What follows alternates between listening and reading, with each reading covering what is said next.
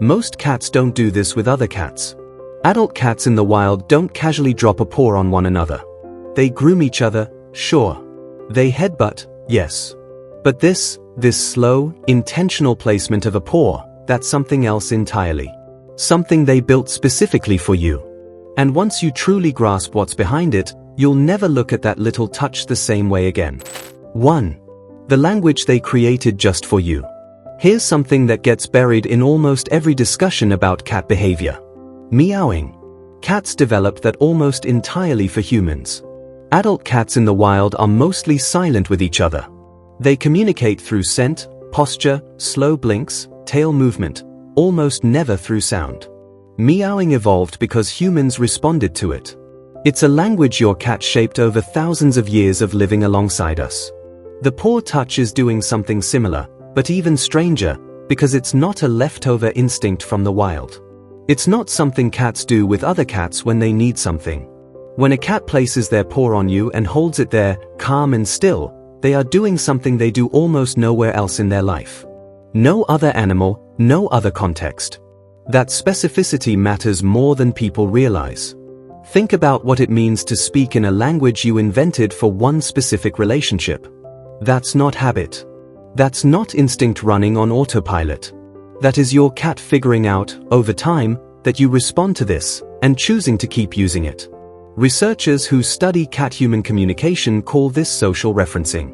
The cat actively reading you, adjusting their signal to what they know you'll understand, and reaching out. Not demanding, not performing. Just reaching. And out of everything they could do, meow, knock something off a shelf, stare at you from across the room, they chose this. The softest possible signal. The most deliberate one. Drop a 1 in the comments if your cat has ever done this to you. I genuinely want to know how many of you recognized it the moment it happened. 2. They've been reading you more carefully than you ever noticed. The paw doesn't come first. That's the part most people miss. Before that little paw lands on your leg, your cat has already been watching you, probably for longer than you'd think. Cats are remarkably sharp readers of body language.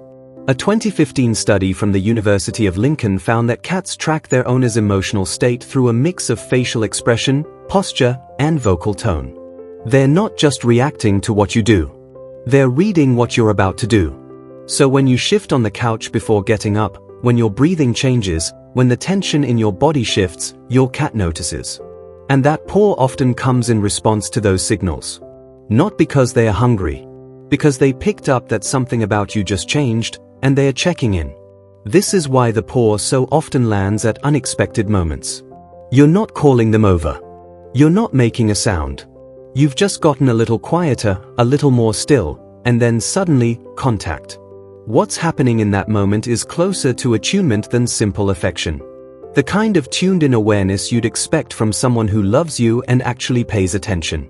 Someone who notices when you drift somewhere inside your own head and reaches out without making a fuss about it. Your cat has been studying you, probably since the day they came home. 3. The secret in which paw they use. Here's the detail that stopped me cold.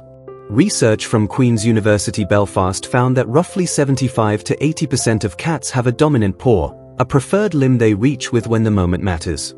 When a situation is high stakes or emotionally significant, most cats use their dominant side. Dr. Deborah Wells, who led this research, found that female cats tend to favor their right paw while males lean left. But either way, the preference is strong and consistent. Now think about what that means when your cat reaches for you. If they're extending their dominant paw, their most precise, most trusted limb, they're not just touching you. They're using their best tool for the moment. The hand they rely on. You can test this yourself. Hold a treat just out of reach for a few days and watch which paw consistently moves first. Once you know that, you'll read every future paw touch a little differently. Because when that dominant paw rests on you unprompted, in a quiet moment, that's not an accident. That's your cat bringing their full intention to the gesture. Some cats don't show a strong preference, and if yours seems to switch freely, that's perfectly fine. It doesn't make the gesture any less meaningful. But for those who do have a dominant side, they're not just reaching out. They're reaching with their best hand. 4. What that touch does inside their own body. This one genuinely surprised me when I first came across it. When your cat was a newborn, blind, helpless, just days old, they used their paws to press against their mother while nursing. This motion, what we now call kneading or making biscuits, wasn't just physical. It triggered oxytocin release. It told their nervous system, I am somewhere safe. I can let go. That association doesn't vanish as they grow. It gets quieter, but it stays. When your adult cat places their paw on you and lets it rest there, their nervous system is responding to that contact itself. The motion activates the same self-soothing pathways that formed in the very first weeks of their life. Not because they think you're their mother, but because that paw press is wired to mean safety. And right now, you're the source of it. This is why you'll often see it happen just before they close their eyes, or right before they go completely still. The touch isn't only communication outward, it's regulation inward. They're not just telling you something. They're using the contact to settle themselves. You have become, to your cat, what their earliest sense of comfort felt like. That's not a small thing. And you didn't earn it through anything dramatic. You earned it simply by being there, consistently, until safe started to feel like you. 5. The vulnerability it takes to reach out. Cats are built for speed. Every part of their body is designed around the ability to move instantly, launch, dodge, vanish. 4 paws on the ground is their baseline. Their ready state. The position that keeps them prepared for whatever the world throws at them. When your cat lifts a paw and rests it on you, they have just reduced their ability to escape by 25%. That sounds clinical, but in the language of a predator-prey animal, it's enormous.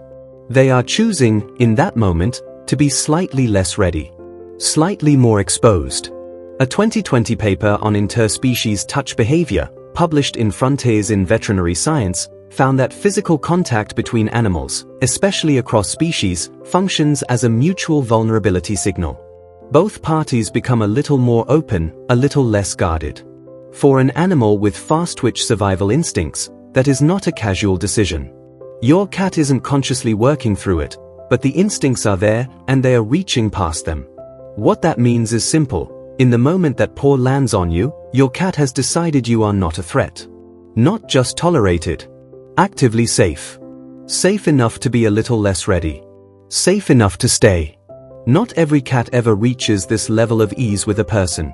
Some spend their whole lives in a low-grade state of alertness, even around people they like. So if yours has ever rested that paw on you with no tension in their body, you've been given something rare. 6. They didn't have to choose you. But they did. Come back to where we started. Most cats don't do this with other cats. They groom each other, sleep pressed close. But this particular gesture, quiet, deliberate, sustained contact with a resting paw, this happens almost exclusively in the space between a cat and a human they've decided to fully trust.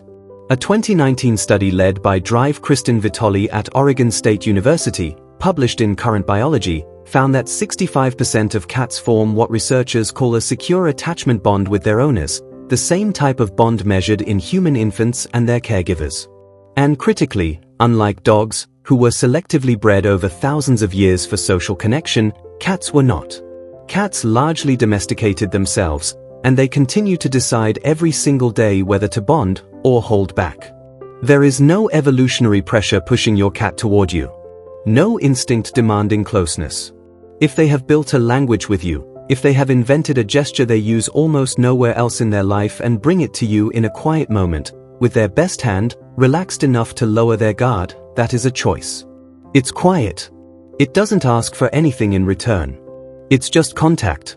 The next time that paw lands on you, you'll know it's not just sweetness. It's not just habit.